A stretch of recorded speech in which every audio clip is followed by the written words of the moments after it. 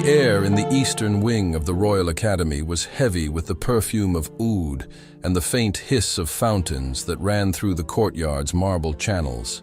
Afternoon light slanted through the arched windows, turning the dust in the air into gold. Layla Hassan al-Mansouri was halfway through a clipped greeting to the receptionist when a phrase stopped her like a blade against glass. The words were casual, but they carried weight. Layla turned, the silk hem of her abaya whispering over the polished stone.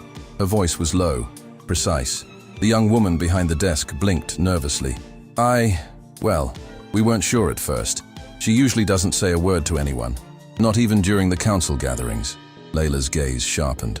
The receptionist leaned forward as though passing a secret.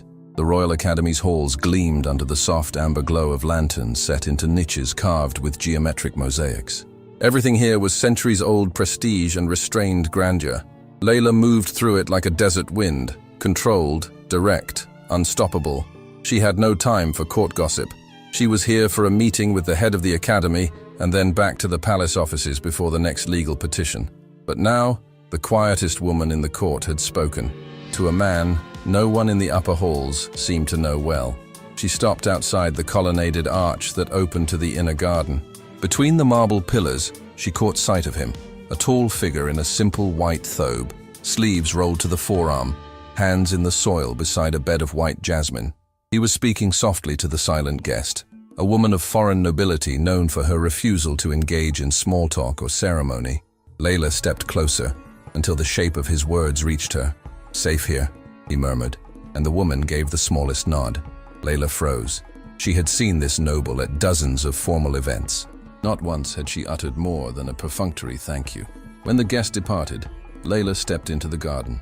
The sun had begun its slow descent, painting the courtyard with honeyed light. The sheikh rose, brushing the soil from his hands, and inclined his head in a gesture that was respectful but devoid of deference. "You must be the palace council," he said, his voice a calm, desert evening.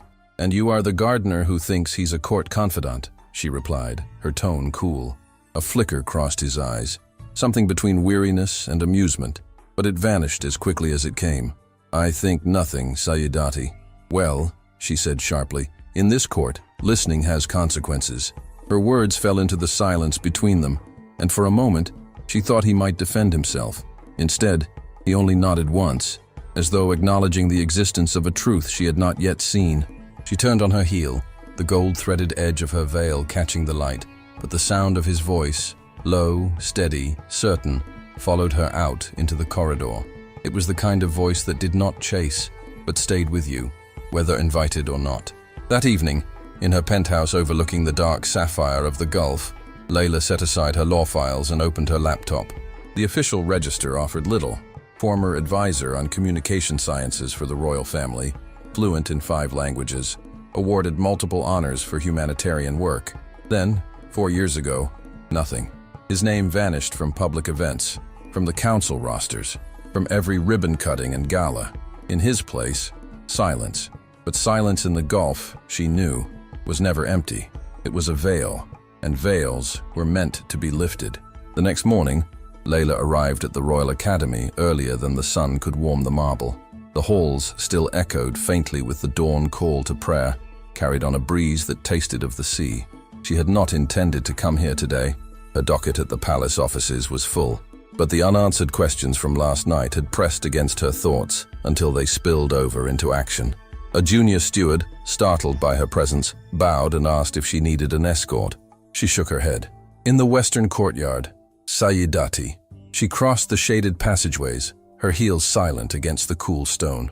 Through a carved wooden archway, she spotted him kneeling beside the largest of the courtyard fountains, the turquoise tiles beneath him glittering where water traced its slow circles.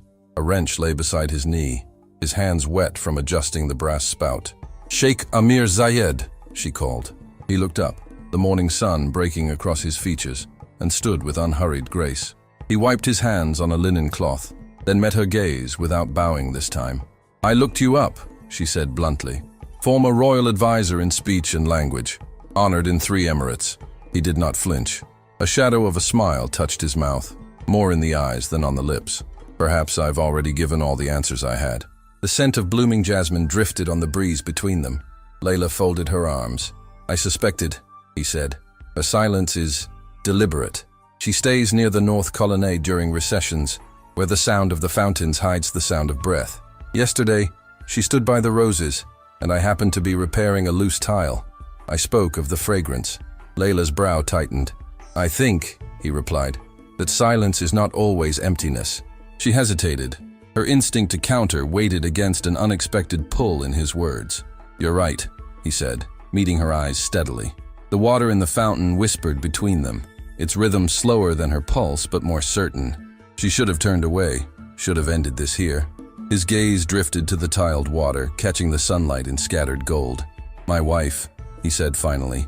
She sang, oud and verse, the kind that made you close your eyes so the sound could fill every part of you. We found a shadow on her throat 2 weeks after our wedding. By the time we fought it, it had stolen her voice. And when her voice went, the music in our home followed. I tried every remedy, every scholar, every ancient technique, but I wasn't saving her. I was just trying not to lose her. She left this world in silence. Layla said nothing. Her hands, so often curled around arguments and evidence, loosened slightly at her sides. The breeze shifted, and with it the scent of jasmine intensified, wrapping the moment in something too fragile to break. Layla turned at last. Stay out of matters that aren't yours, she said, but her voice carried less steel than before. As she walked away, the murmur of the fountain followed her, steady, persistent, impossible to unhear. That evening, the city outside Layla's penthouse moved in glittering silence, its towers reflecting the amber glow of the setting sun across the gulf. She sat at her desk, the silver rim of a half-finished cup of Arabic coffee cooling beside her laptop. Her screen displayed a web of search results, official bulletins, archived speeches, scattered photographs, all bearing the name Sheikh Emir Zayed al-Rashid. In one image, he stood at a conference podium in Doha, clean-shaven, black-bisht lined with gold, speaking beneath the caption, "Restoring the voices of the forgotten, healing through sound." Another article recounted his pioneering work with trauma survivors, his counsel sought by royal families from Muscat to Riyadh. Then, 4 years ago, the record simply stopped. No announcements, no farewell address, just a name erased from the grand corridors. She leaned back, eyes narrowing. In the Gulf, disappearance without scandal was rare. That meant it was either a choice or an exile. The following day, she returned to the academy on a pretext, an inspection of the legal charters that governed its endowments. But her path, as if by accident, wound through the shaded eastern gardens where she had last seen him. She found him near the date palms, sleeves rolled, lifting a ceramic jug to water the roots. The air was thick with the scent of earth warmed by morning sun. "You keep appearing in my schedule," he said without looking up. "And you keep appearing in my questions," she replied. He set the jug down. They walked slowly beneath the arch of the pergola, sunlight caught in the latticework, breaking into shifting patterns over the tiled floor. She spoke of the silent guest again, probing for details he would not offer. He answered each with calm precision, never more than needed, yet never dismissing her entirely. It was a conversational dance, two wary figures circling the same truth. From a balcony above, the air shifted. A figure in deep indigo robes watched, hands clasped over the balustrade. Sheikha Mariam bint Khaled, matriarch of one of the most influential branches of the royal family. Her presence as deliberate as the weight of the pearls at her throat. Her eyes followed Layla and Emir without a word. In courts like these, observation was often the first move. Later, as Layla prepared to leave, she felt the weight of that unseen gaze still pressing between her shoulder blades. She stepped into the corridor, but instead of heading for the main gate, she paused at a narrow window overlooking the garden. Below, Emir knelt by the jasmine again, speaking to one of the younger groundsmen. The younger man laughed at something, the sound floating up like the chime of a distant bell. Emir only smiled faintly, then returned to his work, fingers sifting through the petals as if they were fragments of something too delicate to lose. Layla turned from the window, her mind sharpening around an unspoken question. Why does a man who once stood at the heart of the court choose to hide among the roots and the fountains? The answer, she suspected, was not in the records. It was in the spaces between his words. The heat of midday pressed low over the courtyard, and the marble colonnades shimmered faintly in the air's distortion. Most of the academy's occupants had retreated indoors to the cooler majlis rooms, their murmured conversations mingling with the distant trickle of water from hidden fountains. Layla found Emir in the shadowed corridor that led to the old music hall, a space the academy used only for ceremonial evenings. He was unlocking one of the carved cedar doors, the key turning with a slow scrape. She hesitated before speaking. He glanced over his shoulder, the light from the corridor striking the faint lines at the corners of his eyes. Once, I listened more than I played. She stepped inside behind him. The air smelled faintly of rosewood and thyme. Sunlight poured through high windows, falling in narrow beams across rows of empty chairs. At the far end of the room, resting on a velvet-covered stand, was a kanun, its strings gleaming like liquid gold under the dust motes drifting in the light. Emir crossed to it, running his fingers lightly over the strings without plucking. "It belonged to my wife," he said, voice low enough that it seemed meant for the wood more than for her. Layla stood a few paces away, watching the way his hands hovered, as though the act of touching could reopen an old wound. She asked. "This hole doesn't judge," he replied simply. For a moment, silence lay between them, warm and unbroken. Then, with a motion that felt almost reluctant, he plucked a single string. The note shivered in the air, long after his fingers left it. Layla felt it resonate somewhere in her chest, unexpected and unsettling. "You speak about silence as if it's an old friend," she said. "It is," he answered. "One I visit often." She searched his face for some hint of performance, some calculated mask. Instead, she saw the kind of steadiness that came not from certainty, but from surviving what could not be fixed. She asked. His gaze lingered on the kanun. "I miss the moments when a voice returned, when someone who thought they had none found it again. Not for the court, not for me." He paused. Layla's breath caught at the rawness of it. The scent of oud incense from a nearby corridor curled into the room, mixing with the wood's perfume. Layla took a slow step closer, not enough to close the distance entirely, but enough to feel the change in the air between them. Somewhere beyond the door, footsteps echoed, measured, deliberate, a reminder that even in private spaces, the court's eyes wandered. Emir seemed to hear it too, but neither of them moved. The note of the kanun still hummed faintly in the air, the memory of sound refusing to fade. The air outside the music hall was cooler, the shade from the high arches breaking the light into long golden ribbons across the marble floor. Layla stepped into the corridor first, the hem of her abaya whispering against the stone. Behind her, Emir's footsteps were unhurried, the soft tap of leather soles blending with the distant burble of the courtyard fountains. The quiet between them wasn't awkward. It was full, dense with the weight of unsaid thoughts. It had the same quality as the final note of a song, not gone, just suspended in the air, refusing to vanish. They had only reached the midpoint of the colonnade when a voice came, smooth and deliberate, rolling down the passage like slow oil. "Counselor?" Layla turned. At the far end, framed by the carved archway, stood Sheikha Mariam bint Khaled, her presence as deliberate as the arrangement of pearls at her throat. Her bisht was the deep indigo of midnight, its cuffs and collar embroidered in gold filigree that caught the afternoon light with each measured step she took toward them. The air seemed to tighten with her approach, as if the corridor itself understood rank. Her eyes shifted briefly, pointedly, to Emir.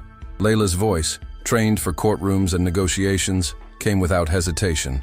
Mariam's agreement was the kind that carried no agreement at all. She stopped close enough for Layla to catch the layered scent of her perfume. Jasmine softened by something sharper, almost metallic.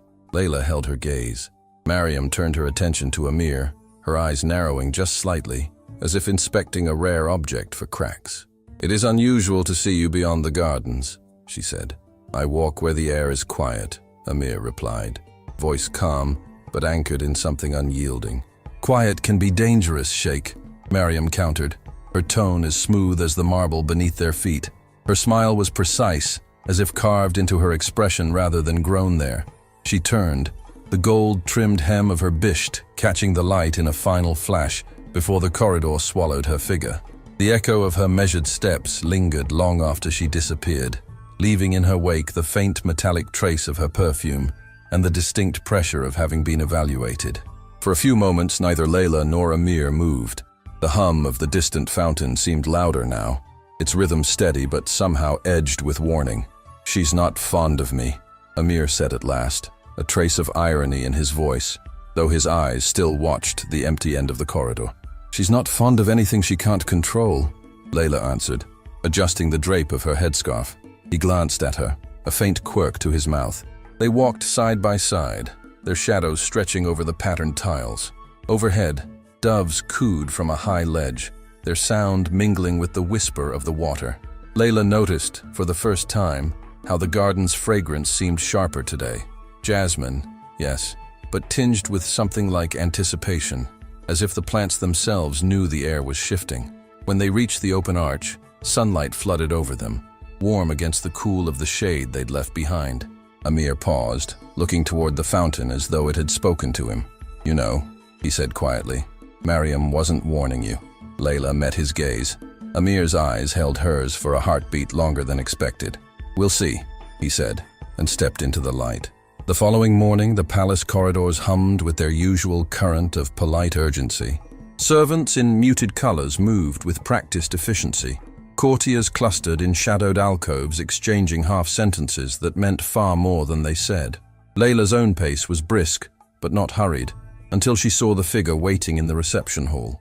Khalid bin Saif, senior advisor to the Minister of Cultural Affairs, leaned against one of the carved wooden screens, the patterned light from the mashrabiyah cutting across his face. He straightened as she approached, his expression courteous but lacking warmth. "Counselor," he said, inclining his head just enough to acknowledge her rank without surrendering his own. She followed him into a smaller side room lined with shelves of leather-bound ledgers and jars of sand samples from the different emirates. The air was dry here, the scent of paper and cedar oil strong enough to mask whatever else might linger.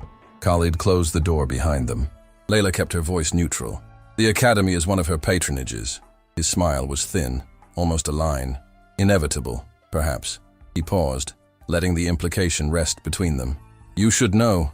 When Mariam takes an interest in someone, she doesn't act in haste. She waits. She watches. And when she moves," he let the sentence trail, his shrug saying more than words. "I appreciate the concern," Layla replied evenly. Khalid studied her a moment longer before nodding. When she emerged into the open air again, the sun was high and merciless. Across the courtyard, she spotted Emir near the jasmine beds, speaking to a young gardener who was replacing a cracked terracotta pot. His posture was relaxed, but his eyes, when they lifted briefly toward the upper balconies, were alert. She followed his gaze. Up on the second floor, behind the patterned shadows of another mashrabiyah screen, a figure lingered. The face was obscured, but the stillness gave it away. Someone was watching. Layla moved toward the garden, her steps deliberate. Emir looked up fully as she approached, and for a heartbeat, the space between them held a silent understanding. Neither of them was alone in this. "You're early," he said, brushing soil from his hands. "So are you," she countered. He glanced once more toward the balcony before returning his attention to the jasmine. "They're curious," he murmured. She asked. "Those who think quiet is weakness," he said, meeting her gaze. A breeze swept through the courtyard, carrying the scent of blossoms and the faintest trace of oud from the upper halls. Somewhere above, the watcher stepped back into the shadows, unseen, but not forgotten. The late afternoon light had shifted to that softer gold that wrapped the academy's gardens in a sense of quiet permanence. The fountain's murmur was lower now, almost a hum, blending with the rustle of palm leaves stirred by the warm breeze. Layla sat on a low marble bench beneath the shade of an ancient fig tree, the intricate veins of its leaves casting moving shadows over her lap. Emir arrived without fanfare, as he always did, his steps measured, his presence more felt than seen, until he was close enough for the scent of fresh earth to mingle with the air around her. He carried no tools this time, only a small leather-bound book, she asked, nodding toward it. "Sometimes," he replied, taking the seat opposite hers. "That some storms never really pass." She studied him for a moment, trying to decide if he was speaking to himself or to her. "Was it like that for you?" His eyes drifted toward the fountain. Leaving wasn't one moment. It was a series of moments, small ones. The first time I missed a meeting because my wife was too weak to get out of bed. The second, when I skipped a gala to take her to the sea so she could hear the waves one last time." He paused, running his thumb along the book's worn spine. "When she was gone, I didn't just lose her." Layla's gaze lowered to her hands. The fig leaves overhead shifted, scattering light across the bench. Layla looked up again, her voice quieter now.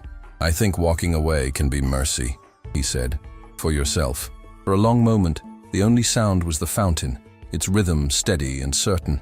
Then Layla said, "I walked away once. Different reasons, different battlefield." His eyes met hers, patient, waiting. She exhaled slowly.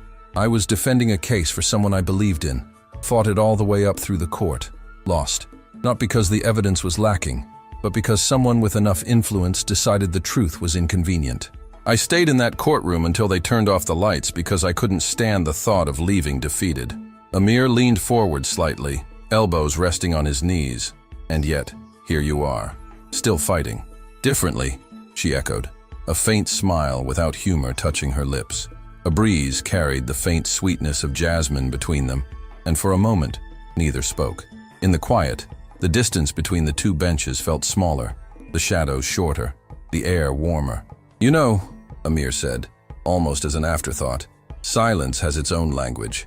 "I know I can," he answered, his tone as certain as the horizon. The words lingered in the warm air, as impossible to take back as they were to ignore. The sun was dipping low when Layla returned to the academy that evening. The marble steps still held the day's heat, but the corridors were cooler now, scented faintly with sandalwood from the evening incense. She was on her way out after a meeting when a single note floated down the hallway, soft, deliberate, lingering. She stopped. The sound came again, not rushed, not hesitant, but carrying the kind of patience that waits for the listener to lean closer. She followed it through a side passage until she reached the carved cedar doors of the music hall. One was ajar, and the golden spill of lamplight stretched across the floor. Inside, Emir sat with the qanun on his lap, its strings catching the lamplight like threads of molten metal. His fingers moved with the slow assurance of someone who wasn't performing for an audience but speaking to something inside himself. The sound was warm, intricate, and tinged with a melancholy that seemed to hang in the air like the scent of oud. Layla stepped in quietly, the click of the door against the frame no louder than the shift of her breath. Emir glanced up briefly, his eyes acknowledging her before returning to the strings. "This was her piece," he said, his voice low, almost absorbed into the melody. Layla moved closer, drawn by the rise and fall of the music. "It feels like waiting," she said, surprised by her own words. "It is," he replied. The melody wound itself through the space between them, the pauses as important as the notes. Layla found herself focusing on the way his hands moved, precise, careful, yet without the stiffness of someone guarding against mistakes. It was the kind of playing that could only come from deep familiarity. "Some things," he said, letting a note linger before he continued, "are too heavy to carry every day." She let her eyes wander over the high windows, where the last of the day's light had turned the glass to muted amber. The shadows of the mashrabia pattern stretched across the floor, shifting gently as the evening wind moved outside. When the final note faded, it didn't disappear all at once. It lingered, just as his voice had when they first met, holding in the air until it seemed to blend with the hum of the fountain outside. For a long moment, neither spoke. Layla's instinct was to deflect, but the space between them didn't feel like a courtroom. It felt safe. "We all carry something," she said softly. "Yes," he agreed.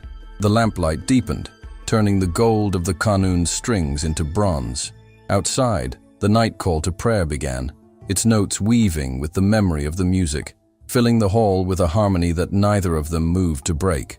By the time Layla arrived at the palace offices the next morning, the hallways already pulsed with the rhythm of official business. Advisors in tailored thobes and flowing abayas passed each other with quick nods, scrolls of parchment and digital tablets in hand. The scent of fresh cardamom coffee lingered in the air, a reminder that the day had only just begun. She had barely set her files down when a messenger in the royal livery appeared at her door. "Counselor Hassan," he said, bowing slightly, "the Council of Patronage requests your presence in the East Chamber." The East Chamber was a place of ceremony disguised as administration. Polished marble floors, a ceiling of inlaid cedar, and walls lined with gold leaf calligraphy. It was also where delicate matters were handled out of public view. Inside, 3 council members sat behind a low table. Minister Rashid Al-Hamdan, his expression grave, Sheikh Mariam, serene but watchful, and the elder scholar Sheikh Ibrahim, whose eyes missed nothing. A silver tray of untouched dates sat between them. Layla inclined her head. "The academy is under my legal review, Minister." Mariam's voice slid in like a silk blade. Layla met her gaze evenly. "If you are referring to Sheikh Emir Zayed, I have spoken with him, yes." Mariam's smile was faint, but her eyes sharpened. Before Layla could reply, Sheikh Ibrahim raised a hand. "We are not here to censure without cause. But understand this, Counselor. Emir's return to any form of influence would raise questions far beyond the academy. Some of us remember his service fondly, others." His gaze flicked briefly toward Mariam. Rashid leaned forward. "For now, consider this a caution." Layla's tone was calm, though she felt the heat of their scrutiny. Mariam's voice followed her as she stood. Outside the chamber, the air felt cooler but heavier, as though the walls themselves held the residue of what had been said. She walked through the colonnade, her steps echoing softly, until she reached the open courtyard. Emir was there, kneeling by the jasmine as if the rest of the world did not exist. But when he looked up and met her eyes, she knew he had heard, if not the words, then the shift in the air. "They spoke to you," he said simply. "They did," she answered. The fountain whispered beside them, steady and unbothered, as if it knew secrets neither of them had yet uncovered. The afternoon sun poured molten light over the courtyard, making the white marble glow as if it held its own fire. The date palms swayed gently, casting shifting patterns of shade across the tiled paths. The air was warm but not oppressive, touched by a faint breeze that carried the mingled scents of jasmine and oud from somewhere deep within the palace. Layla crossed under the archway with the intention of passing through unnoticed on her way to the archives. But then she saw him, Emir, bent over the fountain's edge, sleeves of his thobe rolled to the elbow, the muscles in his forearms flexing as he adjusted the brass spout. His focus was entirely on the water, the sunlight catching in his hair and the fine sheen of moisture on his skin. She slowed, watched.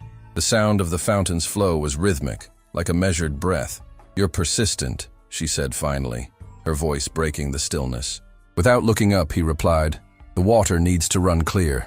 You could have someone else do it," she offered, moving a step closer. She asked, her tone lighter than she felt. "The small cracks," he answered, his eyes holding hers. For a few moments, neither moved. The sun painted gold across the surface of the water, and the faint mist from the fountain cooled the air between them. She noticed a smear of soil on his sleeve, and without thinking, reached out to brush it away. Her fingertips grazed the fabric, a touch so brief it could have been nothing, yet in that charged space, it was everything. Emir didn't flinch, didn't step back. His gaze deepened, and for an instant, the air felt different, thicker, quieter, as though the courtyard itself was holding its breath. The moment fractured with the sound of soft, deliberate footsteps. Layla turned just enough to see Lady Samira bint Fadil crossing the far side of the courtyard. Draped in a pale green abaya embroidered with silver, she moved like someone who knew she was being observed. Her eyes flicked to Layla's hand, still close to Emir's arm, lingered for a beat too long, and then rose to meet Layla's gaze with a smile that didn't belong to friendship. It was the kind of smile that carried a message. "I've seen, and I will speak." Emir's eyes followed Samira's progress until she disappeared behind a column. "She saw," he said simply. "Yes," Layla replied, lowering her hand. He straightened, wiping his hands slowly on a cloth, his movements deliberate. Layla let her gaze travel upward to the mashrabia balconies. A faint shift in the patterned shadow told her someone was there, watching, still as carved wood. Whether it was the same figure from before or another set of eyes, she couldn't tell, but the knowledge of it pressed against her skin. The breeze stirred the jasmine again, their fragrance intensifying, wrapping the courtyard in sweetness that felt almost oppressive, beauty that could just as easily smother as enchant. Emir looked back at the fountain, adjusting the final twist of the spout until the water arced perfectly. "They think silence means surrender," he said. "And they're wrong," she answered. "Yes," he agreed softly. The majlis reserved for Sheikha Mariam's private councils was unlike the other chambers of the palace, where most rooms embraced openness and light. This one was made for control. The high lattice windows let in only slivers of sun, the carved mashrabia filtering the light into intricate shadows that patterned the thick Persian carpets. The air was heavy with the slow burn of oud, its smoke spiraling lazily toward a ceiling painted in lapis blue and dusted with gold leaf. A ceiling designed to remind visitors where they stood, beneath the sky, but never above her. Mariam was already seated when Lady Samira bint Fadil entered. The younger woman knelt at the edge of the carpet, her pale green abaya pooling like ripples of water. She bowed her head, then waited in perfect stillness until Mariam inclined hers in acknowledgement. Mariam's voice carried the softness of silk draped over steel. It was not a question. It was an invitation to speak carefully. Samira adjusted the fall of her sleeve before answering. Mariam's gaze sharpened slightly, though her expression remained unreadable. In the courtyard, Samira continued, her words unhurried. Near the jasmine fountain, Sheikh Emir was there, repairing the brass spout. Mariam said nothing, but the faint tilt of her head signaled she was listening intently. Samira allowed a measured pause before adding, "They were close enough that one might question whether it was a simple exchange of words. I saw her reach toward him, not in the manner of formality. The word attentive landed in the room like a pebble in still water, sending ripples that Mariam caught and measured. She did not ask for details. Details were noise. What mattered was the shape of the story. Mariam asked at last. "Not a spectacle," Samira said smoothly, "but enough for a watchful eye to notice." Mariam reached for the slender dala on the low silver table, pouring herself a cup of kahwa with the slow precision of someone whose patience was a weapon. The porcelain cup gave a soft, deliberate click as she set it back down without drinking. "You did well to bring this to me, but we will not rush." Samira's lips curved in satisfaction. Mariam's smile was the kind that held no warmth but promised consequence. Gently, whisper to the Minister of Cultural Affairs, perhaps. Let the Committee for Royal Patronage hear a hint, no more. Samira lowered her eyes. "We give her space," Mariam said, her tone smooth as polished marble. "Space breeds carelessness," Samira asked, the name spoken like a small challenge. Mariam's gaze cooled, the shift almost imperceptible, but enough to change the temperature of the room. "Emir is already caged," she said. "The walls are invisible, but they are closing." The silence that followed was deliberate, a pause that let the weight of her words settle into the air like incense. Beyond the mashrabia, the late afternoon light deepened, turning the courtyard's jasmine blooms to muted ivory in the shadows. Somewhere outside, the fountain's murmur was steady and unconcerned, unaware, or perhaps entirely aware, that its beauty had just been turned into a weapon. The change came not with an announcement or a raised voice, but with a subtle tightening of the air, the kind of shift that, at first, you almost convince yourself you imagined. Layla noticed it in the smallest of gestures. The palace assistants still greeted her with the customary "Assalamu alaikum," but their eyes no longer lingered on hers. Instead, they slid away, as if contact might draw notice. A smile here or there had been replaced with a polite curve of the lips that didn't touch the eyes. In the council offices, doors that had always been open to her were now closed, their carved cedar panels warm from the morning sun. When they did open, there was always a pause, a flicker of appraisal before she was invited in, as though her presence now required silent approval from someone unseen. The secretary's tone was apologetic, but the apology was practiced, the kind meant to suggest inevitability rather than regret. No explanations were given. In the archives, the change was more tangible. The archivist, a man who for weeks had greeted her with strong Arabic coffee and stacks of rare documents, now met her with a lowered gaze and the careful shuffle of hands busy with other work. "The files you requested are temporarily inaccessible, Counselor," he murmured, voice low. No further detail, no promise of when. Each moment on its own was nothing.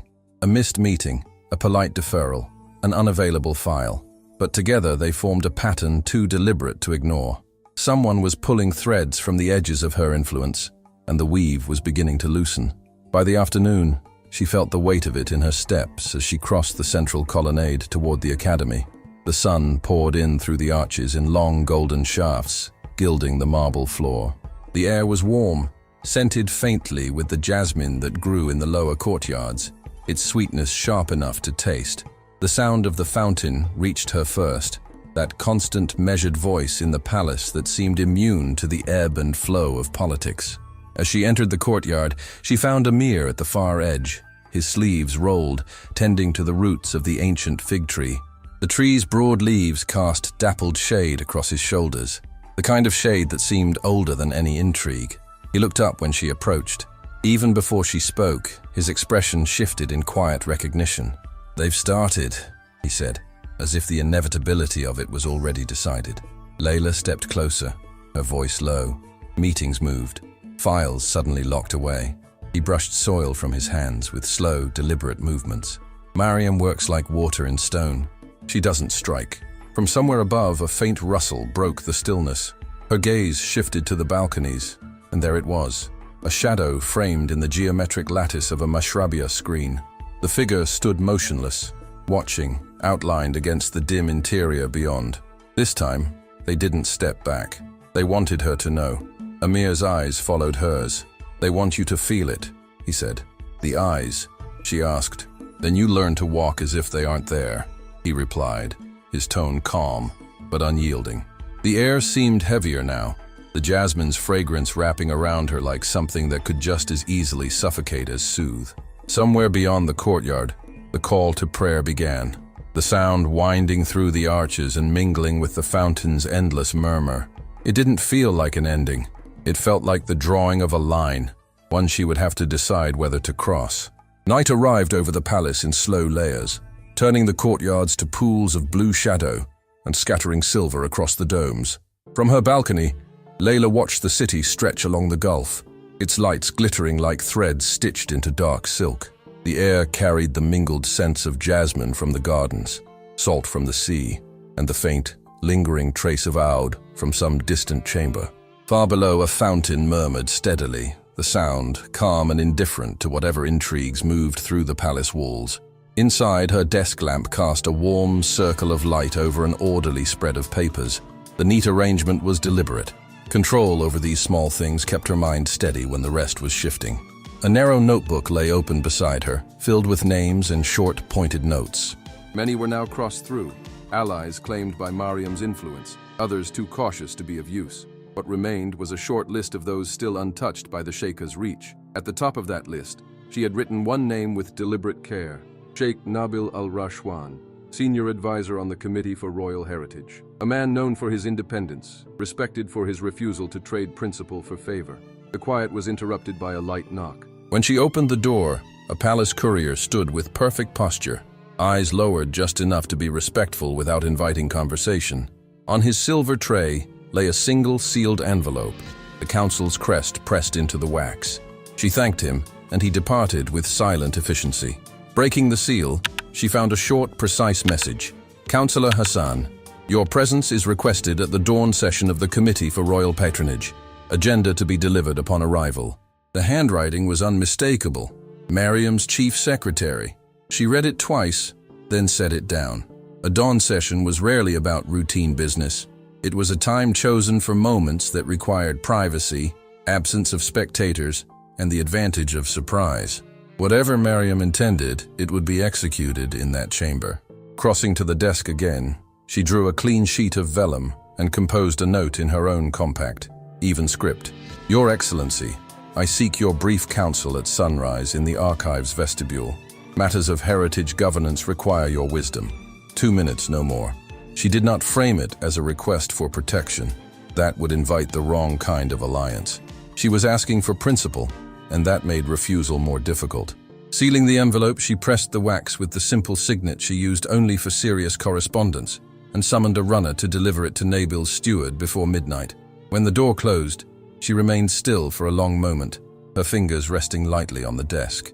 The faint sound of a banquet reached her from another wing. Distant voices, a swell of laughter, but she had not been invited. She poured herself a small cup of coffee from the brass dalla on the tray, the steam curling up with the scent of cardamom. The bitterness steadied her as she drank. Drawn back to the balcony, she leaned on the stone balustrade and looked down at the gardens. The torchlight along the paths flickered against the leaves, catching on the edge of the fountain's water. A lone figure moved there, crossing from one shaded arch to another. He Even at this distance, the unhurried pace and the way he kept to the softer edges of the light told her it was Emir. He paused beside the lesser fountain, crouched briefly, and set a handful of petals onto the water's surface. They floated slowly away from him, spinning gently in the current. She knew he did this sometimes. A quiet ritual, a way of letting sorrow drift where it wished until it dissolved. She stayed in the shadows, saying nothing. The moment felt too delicate for words. When he moved on, disappearing beneath the colonnade, she returned inside. Elsewhere in the palace, the night was shaped differently. Mariam stood at her private balcony, a cup of kawa untouched in her hand, the pearls at her throat glowing softly in the torchlight. The gardens from here looked disciplined, every hedge and path arranged to prevent deviation. Behind her, Lady Samira sat on a low cushioned seat, pouring herself a measure of coffee. "She will come," Samira said, her tone certain. "She must," Mariam answered, not taking her eyes from the garden. "A summons at dawn is a test," Samira asked lightly. Mariam set the cup aside, untouched. Her gaze followed a shadow moving near the eastern hedge. Emir again, making his way across the path. The garden's torchlight shifted in the breeze. Mariam's eyes lingered on the shadow for a moment longer before she turned back inside. The air in her chamber seemed to absorb the words, as if even the silence here was loyal to her. Somewhere outside, the fountain continued its steady song, the same sound Layla had heard, unchanged. But in both women's minds, it carried an entirely different meaning. The call to prayer had not yet risen when Layla woke. The room was still wrapped in that pre-dawn gray, where shapes seemed heavier, colors subdued. She dressed with deliberate care, choosing a charcoal abaya whose embroidery was so subtle it looked like a shadow stitched into the fabric. A narrow ring of mother-of-pearl gleamed faintly on her hand, the only ornament she allowed herself. Today was not for display, it was for precision.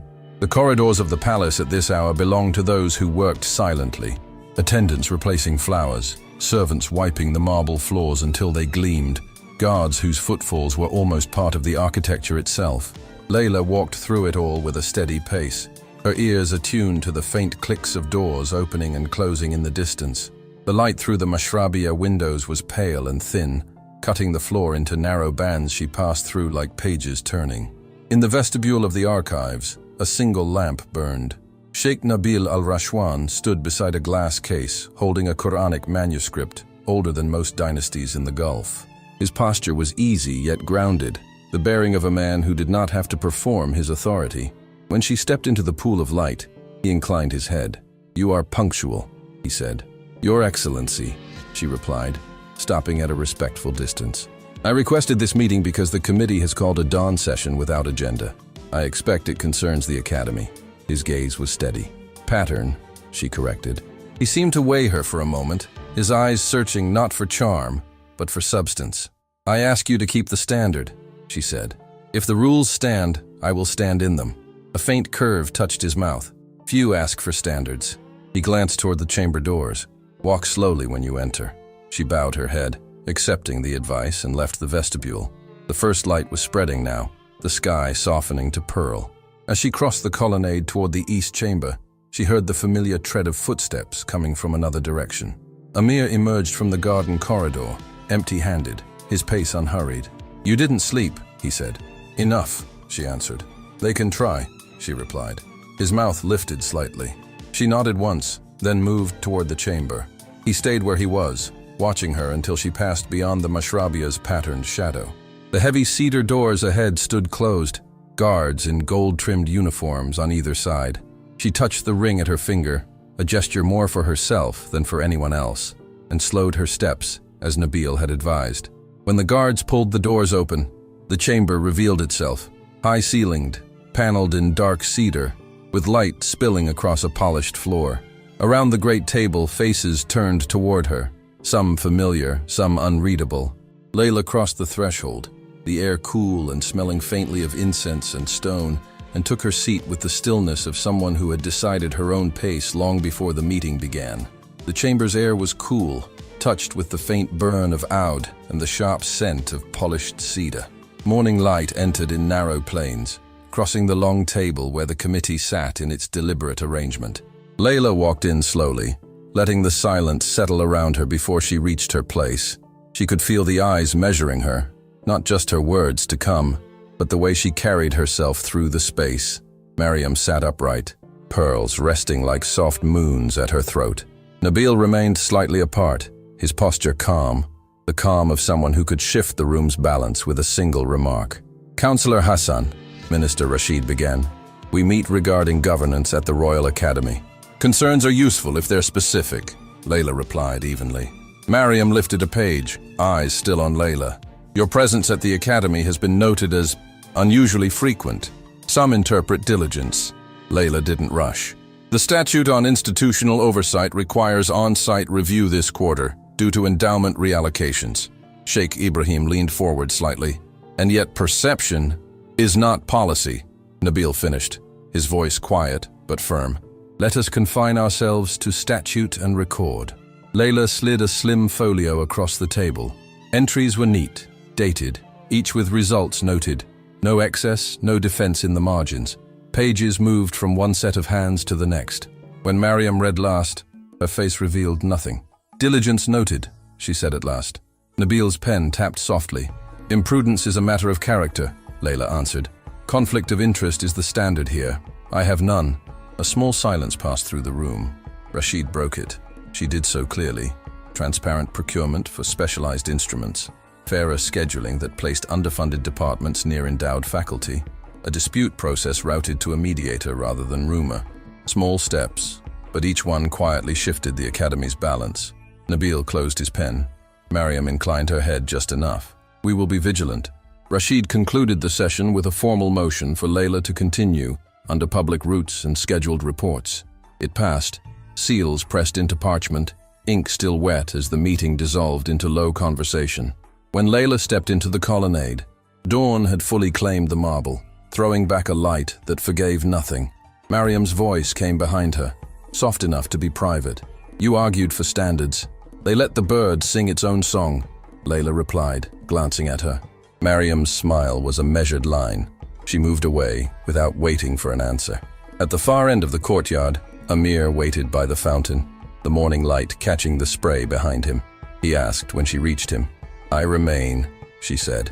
He searched her face, then nodded. The rest of the day moved in a pattern that felt too deliberate to be coincidence. No one said Mariam's name, but the weight of her hand was everywhere. By mid-afternoon, the palace corridors had taken on the faint hum of preparation for an evening reception. Servants hurried with trays of silver goblets and bowls of fresh dates. Incense drifted in thin trails from the sconces, its scent curling through the air like a slow question. Layla passed them without slowing, her thoughts already turned to the archives.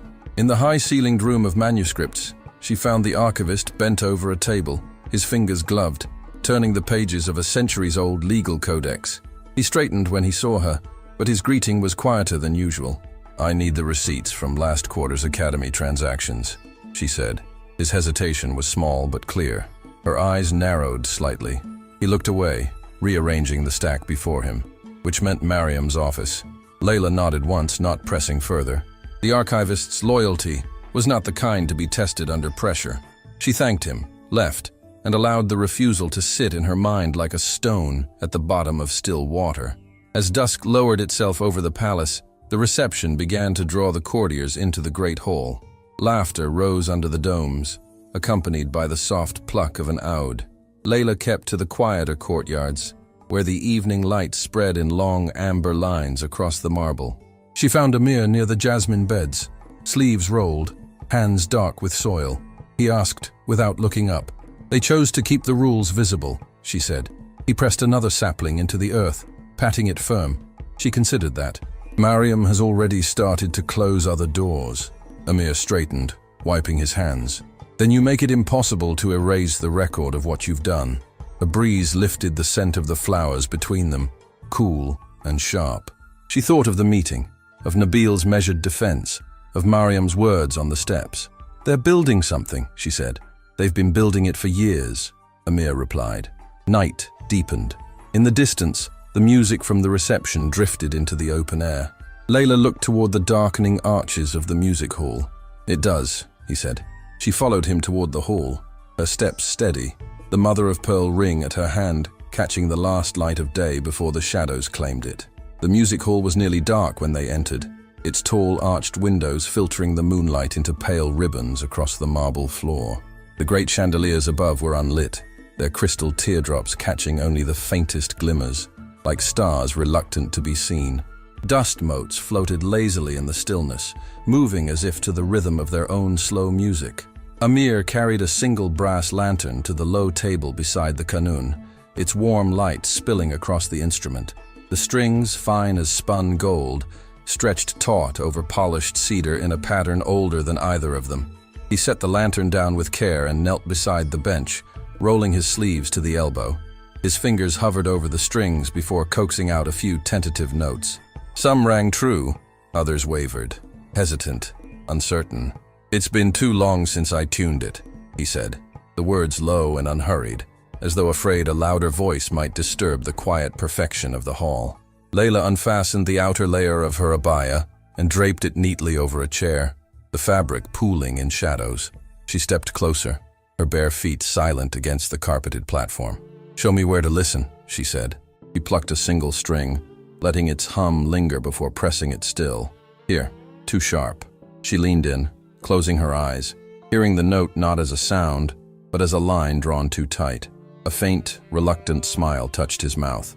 They worked side by side, Emir adjusting each peg with the slow precision of a craftsman, Layla listening for the subtle tremors that betrayed a note's dishonesty. The hall's acoustics returned, every sound softened, as if the room approved of their labor. The faint smell of cedar mingled with the sharper tang of the metal strings, each scent anchoring the moment. Between adjustments, their voices broke the quiet in fragments. "When they tested you today," Emir said, his hands resting briefly still, "they weren't searching for weakness." She opened her eyes, meeting his. His gaze didn't shift. "They'll say they did, whether it exists or not."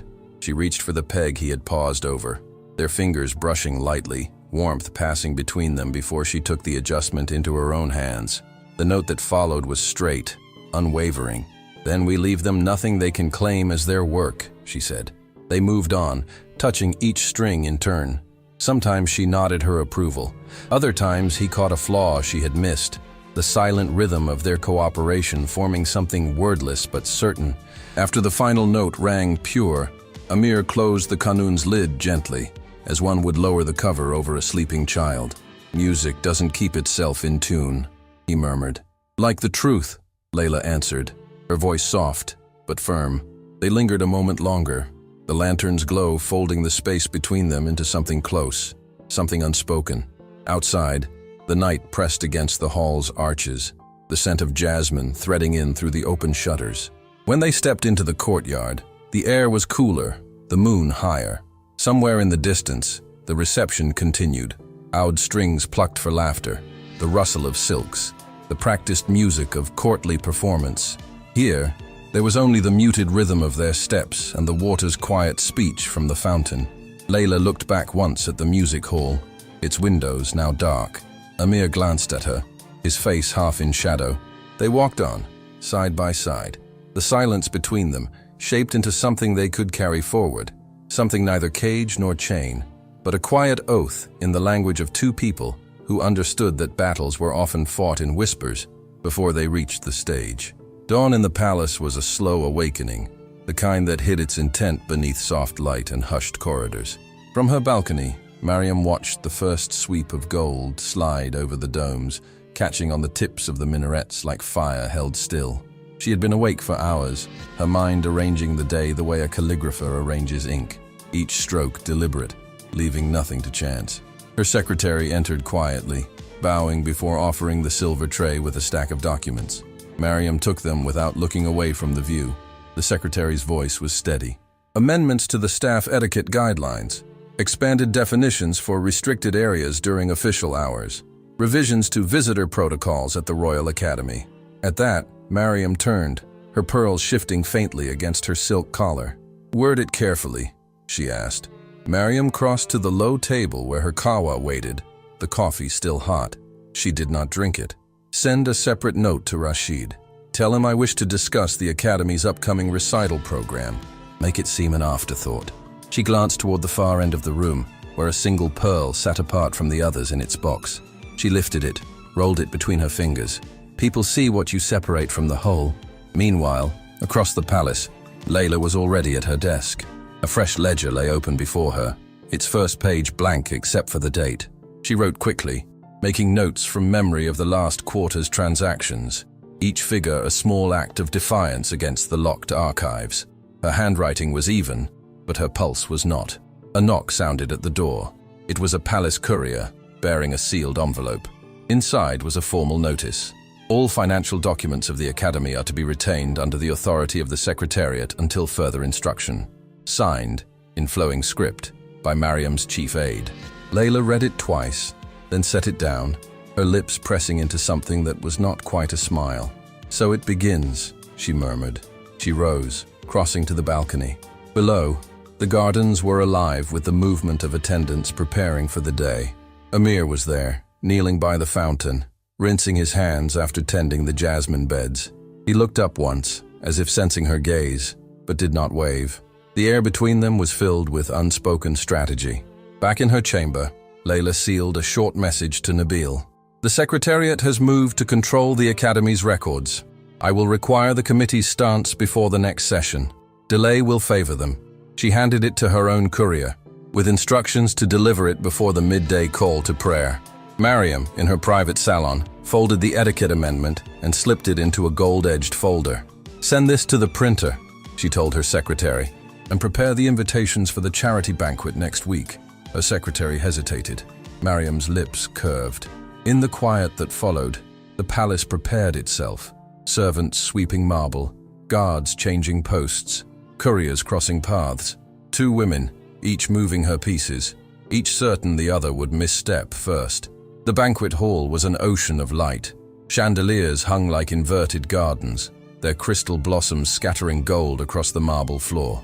The air shimmered with the scent of saffron, roasted lamb, and sweet cardamom, each note weaving through the hum of voices. Guests arrived in waves, silks whispering, jewels catching the glow of hundreds of candles. Layla entered with the measured grace of someone who knew every step was already being judged. She wore a deep emerald gown with a modest neckline, the embroidery at her cuffs catching in the light like threads of captured dawn. Her seat, as the invitation had promised, was near the center, yet positioned so she was flanked by strangers and in full view of Mariam's table. Nabil was seated 2 places away, engaged in quiet conversation with Sheikh Ibrahim.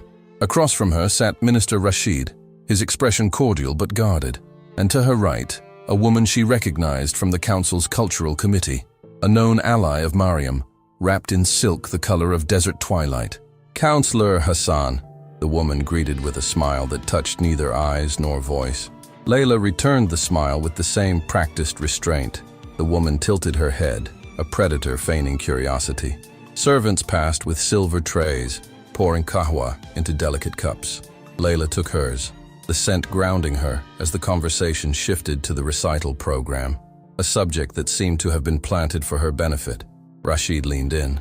"They were logistical corrections within my purview," Layla answered, her tone even. From across the room, Mariam's laughter rose, warm, melodic, the kind meant to draw glances. Layla did not look, but she felt the pull of it, as if the sound itself were a thread tightening around her. The first course arrived, lamb glazed with pomegranate, served with jeweled rice. Layla listened, offering precise but unyielding replies, refusing the trap of speaking too broadly. When the main course ended, Nabil spoke at last, directing his words toward Rashid. "If procedural matters concern you, Minister, we may schedule a review." Mariam's eyes, from her table, found Layla. The distance between them was filled with light and music, yet the look felt like a whisper against her ear. "Enjoy the reprieve. It is temporary." Dessert arrived, dates stuffed with almonds, drizzled in honey, and conversation shifted to lighter topics. Still, every exchange had the weight of moves on a game board neither side was willing to abandon. As the evening closed, Layla stood, offering polite farewells. She caught Nabil's eye just long enough for a silent message to pass. "They're advancing. We adapt." He gave the faintest nod. Outside the banquet hall, the cooler night air wrapped around her like a release. Emir was waiting in the shadow of a colonnade. He asked. "Enough to know they're sharpening them in public now," she said. They walked together into the courtyard, the sound of music fading behind them. each step measured for the battles still to come. The palace slept in stages. First, the banquet hall emptied, laughter trailing into the corridors like smoke dispersing in the night air. Then the servants withdrew to the quieter wings, their footsteps fading into the polished stillness. By the time the moon had climbed to its highest arc, only the fountains and the wind moved freely through the courtyards. Layla walked beside Emir beneath the colonnade, the marble cold through the soles of her slippers. "They've stopped pretending the game is subtle," she said. "They think you'll answer them in public," Emir replied. They reached the smaller library, her preferred refuge when silence was necessary. Inside, the air smelled of leather and oud, the lamps casting pools of gold on the deep red carpet. Emir closed the door behind them, his hand resting for a moment on the latch as if to seal their privacy. On the table lay a half-filled ledger, her notes in clean, narrow script. He pulled it toward her, flipping to a blank page. "Mariam has cut access to the official records, so we make our own. Detailed, accurate, undeniable." He looked up at him. "Then we present witnesses, people who will speak even if it costs them." He nodded slowly. "I'll need more than Nabil." The hours stretched as they worked, Layla recording each transaction from memory, Emir drafting a list of allies and potential witnesses. Outside, the first call to prayer of the night sounded, a low, resonant thread pulling through the stillness. When the final page was filled, she closed the ledger and rested her hand on its cover. "This is how we start pushing back." Emir met her gaze. They stood in the library's doorway for a moment. The night spread wide before them, the faint scent of jasmine rising from the gardens. Somewhere beyond the walls, the city moved, unaware of the quiet war unfolding inside the palace. Layla's voice was low, but each word carried weight. "The next move is ours, but we'll need hands, eyes, and voices ready when it comes. Be one of them." They walked out into the night, the moonlight washing over them like a silent oath.